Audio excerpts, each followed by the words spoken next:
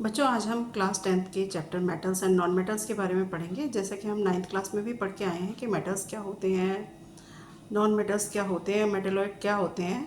अब मेटल्स को हम क्या है कि किस आधार पर डिवाइड करते हैं। मेटल्स को हम फिजिकल और केमिकल प्रॉपर्टीज़ के आधार पर डिवाइड करते हैं। फिजिकल प्रॉपर्टीज़ वो प्रॉपर्टीज़ होती हैं जो हमें दिखाई दे रही हैं। मतलब सबसे पहले यदि फिजिकल प्रॉपर्टी की बात करें तो सबसे पहला होता है स्टेट। स्टेट हमको दिखाई दे रहा है कि वो कैसा है। टच करके भी हम देख सकते हैं कि मेटल्स जनरली हमारे सॉलिड स्टेट में मिलते हैं।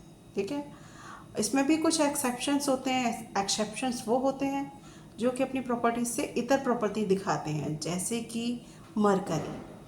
मरकरी जो है वो सॉलिड नहीं है, मरकरी जो है वो लिक्विड है एट रूम टेम्परेचर। यदि हम सेकंड पॉइंट्स की बात करें तो मेटल पे क्या होती है, एक अपनी स्पेसिफिक शाइन होती है। स्पेसिफिक शाइन मतलब या तो वो सिल्वरी ग्रे कलर के होंगे या फिर वो गोल्डन येलो कलर के होंगे। ठीक है, तो ये मेटल मोस्टली क्या होते हैं, लिस्टरस होते हैं। अब क्या है, मेटल्स ज़्यादातर हमारे इलेक्ट्रिसिटी वायर्स जो होते हैं वो मेटल्स के बने होते हैं। यूटेंसिल्स होते हैं मेटल के बने होते हैं।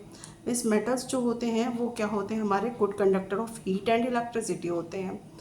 उसके बाद मेटल्स की एक स्पेसिफिक प्रॉपर्टी होती है कि मेटल को जब हम हैमर से बिटिन करते हैं तो वे एक थिन शीट में चेंज हो जाते हैं।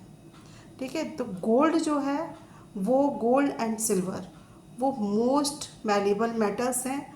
उनको थिन शीट में चेंज किया जा सकता है। आपने देखा होगा मिठाई के ऊपर चांदी की बरक लगी होती है, इसी तरह सोने की भी आती है। तो वो क्या है, बिटिन किए गए हैं हैमर से, तब जाके हमको मिले हैं। उसके बाद मेटल्स की स्पेसिफिक प्रॉपर्टी होती है, मेटल सारे डक्टाइल होते हैं। डक्टाइल का मतलब हो गया मेटल्स जो होते हैं उनको आप क्या कर सकते हैं, थिन वायर्स में भी कन्वर्ट कर सकते हैं।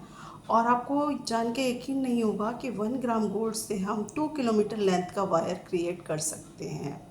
मतलब गोल्ड सबसे ज़्यादा डक्टाइल मेटल होता है। तो डक्टिलिटी क्या हो गई, डक्टिलिटी वो प्रॉपर्टी हो गई जिससे कि हम क्या कर सकते हैं, मेटल को एक थिन वायर्स में कन्वर्ट कर सकते हैं। उसके बाद हमारा जो है नेक्स्ट पॉइंट है कि मेटल्स जो होते हैं high melting and boiling points होते हैं मेटल्स के। इसके भी कुछ एक्सेप्शंस हैं कि जो हमारा क्या है कि गैलियम और सीजियम जो होता है उसके लो मेल्टिंग पॉइंट होते हैं। सोडियम पोटेशियम होते हैं वो बहुत सॉफ्ट होते हैं, तो उनका मेल्टिंग एंड बॉइलिंग पॉइंट भी कम होता है। उसके बाद क्या है कि मेटल्स को जब क्या है कि बिटन किया जाता है हार्डली तो वो साउंड प्रोड्यूस करते हैं। तो ये मेटल का एक स्पेसिफिक प्रॉपर्टी है कि वो सोनोरस होते हैं, मीन्स साउंड क्रिएटिव होते हैं। अब इसमें क्या है कि बच्चों तुमसे ये भी पूछा जा सकता है कि एक्सेप्शंस पे ही क्वेश्चन बन के भी आ सकता है कि name a metal which is liquid at room temperature. Exam आपका उसका आंसर हो गया मरकरी।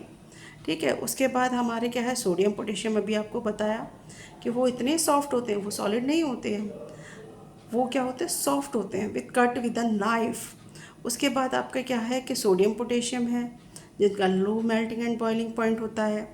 गैलियम सीजियम जो होते हैं उनका क्या होता है, लो मेल्टिंग पॉइंट होता है। तो आज हम बस मेटल्स की ही फिजिकल प्रॉपर्टीज़ के बारे में पढ़ेंगे, बाकी हम कल नेक्स्ट टॉपिक में इसको डिस्कस करेंगे। Thank you.